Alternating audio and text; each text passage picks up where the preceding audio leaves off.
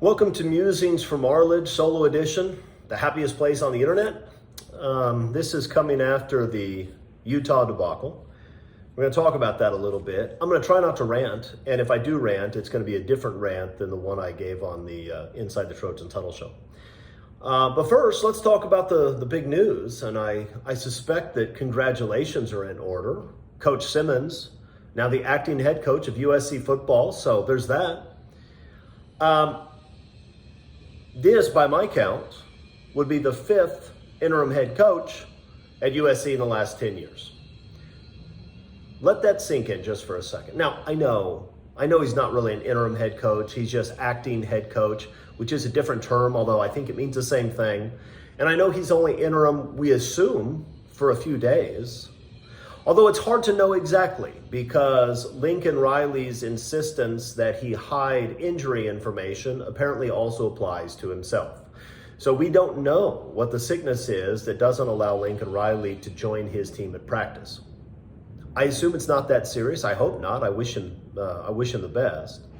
But this is just yet another reminder of something that we should never let get too far out of our minds, and that is just how weird it is to be a USC football fan. And this is the last 10 or 15 years, just how weird it is. Now, if you're a new fan, you may not know that. I've been a USC fan for 40 years, or maybe you're not a USC fan at all. Maybe you're a Cal fan. You want to see what's going on with USC since we're playing this week. Scratch that. There are no Cal football fans. Maybe you're a Sooners fan that just comes here to wallow in our misery or rejoice in our misery is probably a better way of putting it. If so, I get it. But that means you probably don't understand just how crazy USC football is on a regular basis. Listen, and I'm probably leaving some stuff out, but let me just give you the highlights. If you're a USC fan, you can remember these and enjoy them. If you're a Sooners fan, you can listen to it say, I didn't know those guys were that dysfunctional. The truth is, yes, we are that dysfunctional. All right, so we had obviously the NCAA sanctions that came down about a decade and a half ago. Crazy sanctions that don't make any sense. And if you're an opposing fan, you're going to start screaming at your computer right now. Yes, they did. You guys are cheaters. The reality is there's a reason that the NCAA had to pay millions and millions of dollars to former USC running backs coach Todd McNair because that investigation was a joke. There was nothing at all legitimate about it. The sanctions were crazy. In light of what they amounted to was that a Heisman caliber player is receiving some extra benefits, which would be true of, 97% of Heisman caliber players over the last 60 years? I say 97% because I'm assuming that Roger Staubach didn't, but who knows? I mean, that's insane. But look, since that, you've had coaches getting fired on airport tarmacs. You've had coaches getting fired because they're missing practices because they're drunk, because they're showing up to games and to alumni events where they're drunk. That's pretty crazy. That also happened. You had Clay Helton, not any specific event, I mean just in general, all of Clay Helton, his entire tenure, insane. We had that. We had, as I mentioned, 5 interim head coaches, deflated ball controversy. We got there before the Patriots, I believe. We had athletic directors coming onto the field to scream at officials during a game. You don't get that anywhere. How about athletic directors skipping athletic events so they can go sign autographs for pay? We've had that too. We've had athletic directors just disappear, resign without any real explanation for anybody as to why. We've had that. There are probably a lot of others. I guess what I'm saying is a head coach not showing up to practice for a few days and nobody actually giving any explanation other than he's not feeling great would be crazy at any other program in America. Only at USC does that sort of thing happen, and we sort of shrug and say, whatever. And the reason is because USC football has been an absolute madhouse for a decade and a half. I mean, there's almost always something going on that's somewhere on the spectrum between odd and absolute lunacy that's impossible to believe. That's just what goes on now. So in any event, Coach Simmons, congratulations on your promotion. You are now the 3rd USC head coach on staff with Lincoln Riley and Dante Williams. What was that old quote about everybody gets their 15 minutes of fame? At USC, every assistant gets their 15 minutes as head coach. If I were you, I would use my 15 minutes to hire a new defensive coordinator, but that's just me. That's just me. You're probably playing it more conservatively, and that's fine. Anyway, all right, let's talk about something serious. Let's talk about the Utah game just a little bit. Now, after the game, Kyle Whittingham, as he tends to do, decided to take a subtle jab at USC. He does it all the time. It's part of his personality. You know what? In some ways, I don't blame him. Kyle Whittingham plays at a school that can't recruit the way USC recruits, at least when they're, reasonably well led. And despite that, he manages to whip USC much of the time in recent years. So I get it. Here's what he said. This is a paraphrase. You can look up the quote if you want. Basically what he said is, that was a great football team we beat. Athletes everywhere. Speed everywhere on the field. But we beat them with toughness and grit, as is our MO. He's right that that's Utah's MO. And he's also right about the jab he's taken at USC football. He's saying that USC football is soft. That's what he's saying. He's not the first coach to say it. A number of other coaches off the record have made that claim about USC football over the last 10 or 15 years. You see it every once in a while, and you know that everybody thinks it. And it's true. USC football is soft and has been for some time. Now, in its great days, Howard Jones, McKay, John Robinson, Wan, Pete Carroll, USC football was anything but soft. The DNA of USC football is not soft. But that's what we've been for a while. I bring this up because I've made this statement a couple of other times, and I'm afraid that I might be misunderstood, and I don't want to be. When I say USC football is soft, I don't mean that the players are weak or that they can't, or that they're afraid of contact or they can't hit. That's not what I mean. There may be some guys on the USC team that are afraid of contact, but that's not what's going on for the most part. These guys are tough guys. And just about all of them have made plays where they show that they're tough guys. That's not what I mean. When I say USC football is soft, what I mean is USC does not aggressively attack its assignments and aggressively attack its opponents. I want to show you a play. It's the first play of the game from the Utah game the other day. I show this not to pick on this particular player or the maybe 2 or 3 players I'll mention. I show it because it's a fantastic example of what it means to be a soft football team and why USC simply cannot live up to the talent level of its roster. And I think that's what's going on. All right, so we'll cue up the play here. And all right, so this is the first play of the game. Look, USC knows that Utah wants to run the football. Utah kind of has to, because up until Saturday, they can't throw it. They have a pig farmer at quarterback, as Kyle Whittingham liked to say, and he had a nice game Saturday, but he's not very good. He's just not. He's not very experienced. He's not very good. He hasn't been able to throw the ball all year, and neither has the other kid, the fast one. And so USC knew Utah was going to try to run the ball. USC knew coming into the game that they had to match Utah's level of physicality. They also knew coming into the game that this season hinged on the Utah game.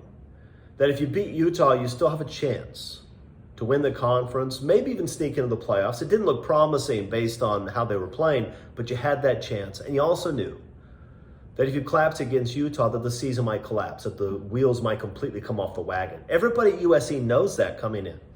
Utah comes out in the first play of the game. They come out in nickel. USC loves to play nickel. They play it almost all the time. They play it in short yardage. They almost always play it on the goal line. They play it all the time.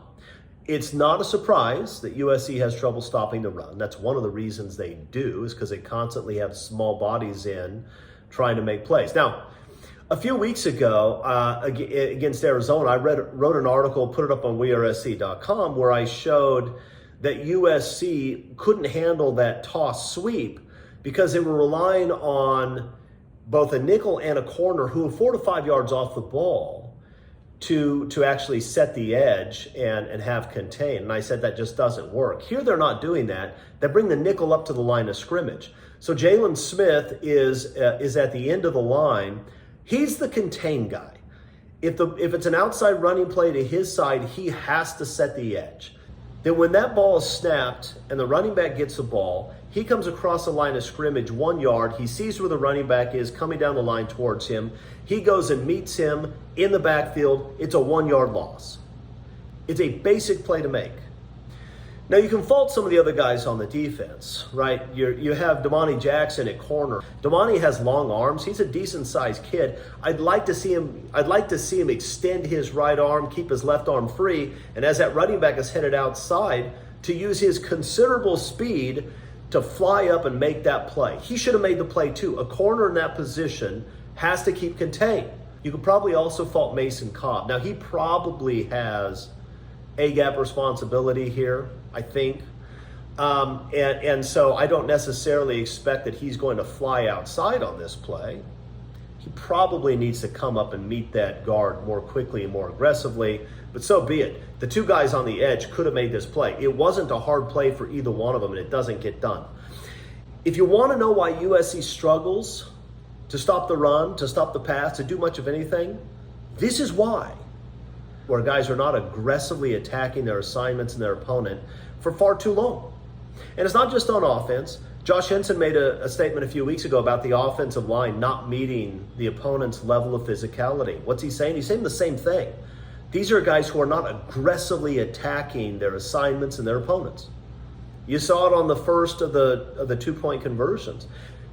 Much of the talk about the 2-point conversions has been that it was a mistake for Riley to go for 2 under those circumstances, at least the first time. The second time he kind of had to. And I agree with that. But if you watch the play, what blows up the play is that Utah blitzes. They bring 6. Austin Jones at running back has to pick up the blitzing linebacker. Now, Austin Jones is not soft. He's not weak. He's not afraid. He's a tough kid. He's able to block people. He runs hard. He's a good football player. But if you watch the play, Austin Jones is on his heels catching that linebacker and almost gets murdered because that guy is coming.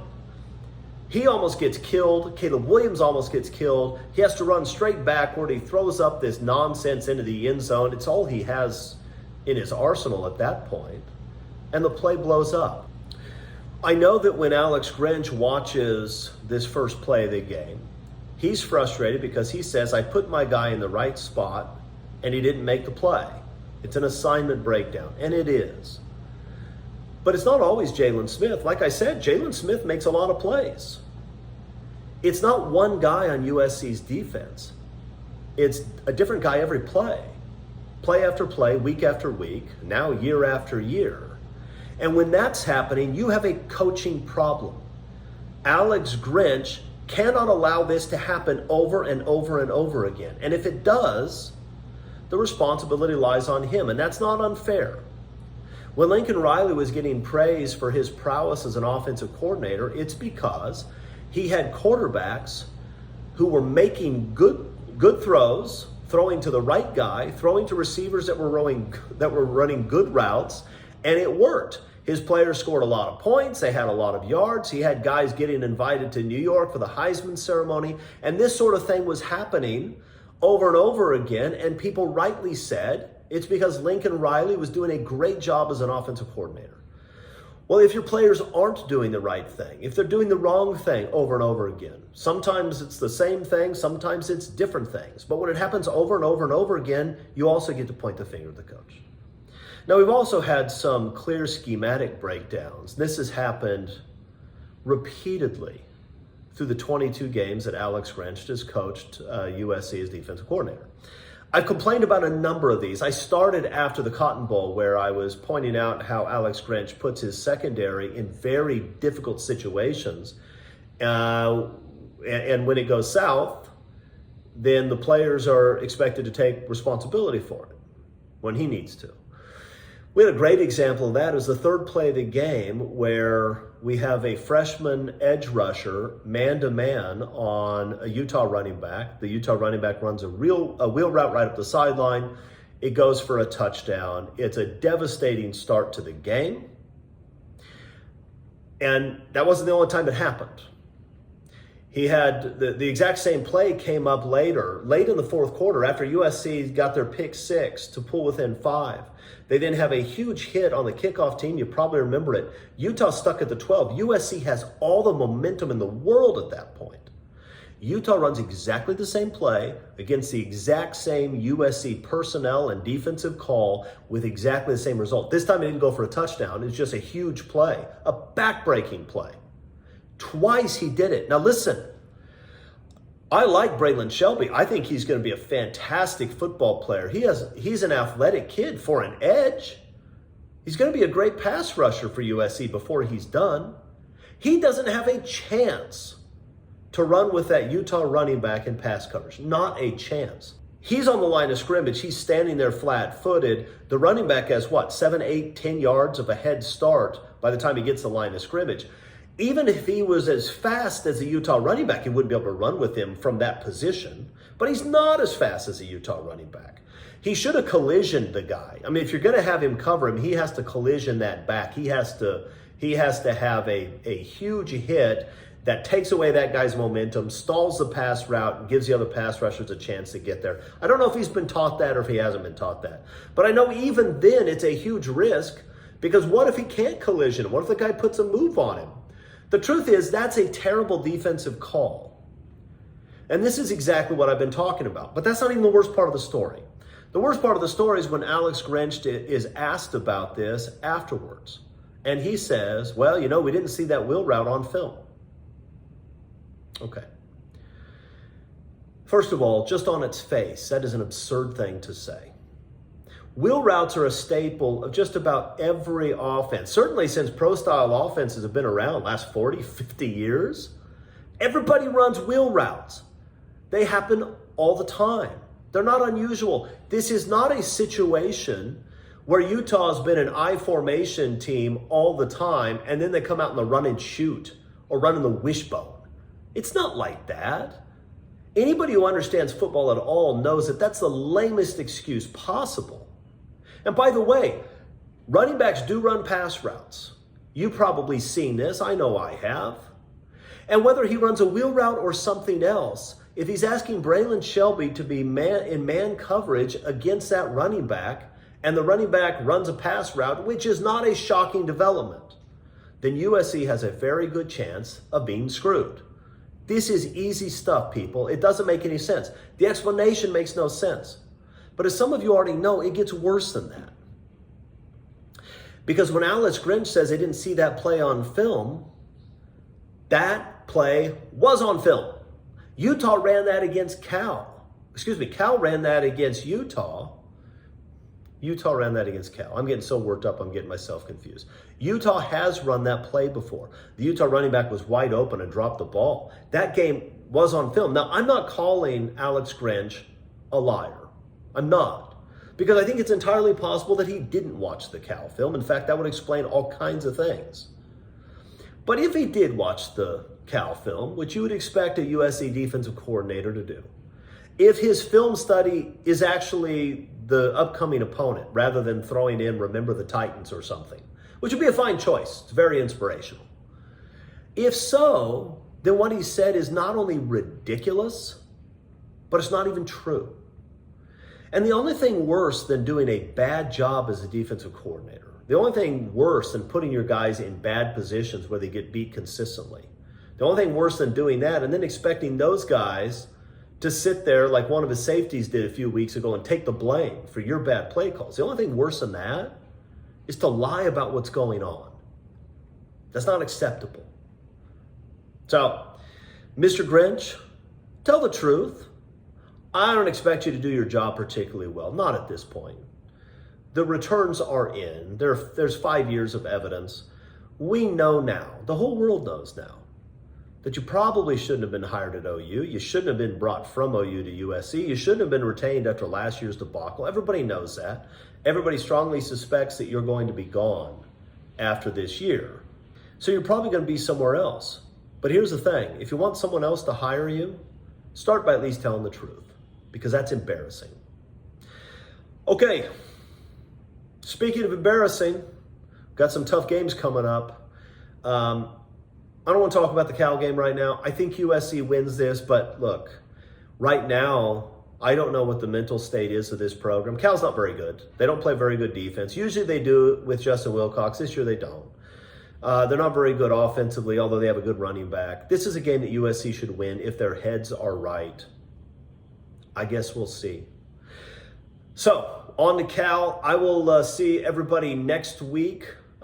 Same time, same place. Have a good week. Fight on.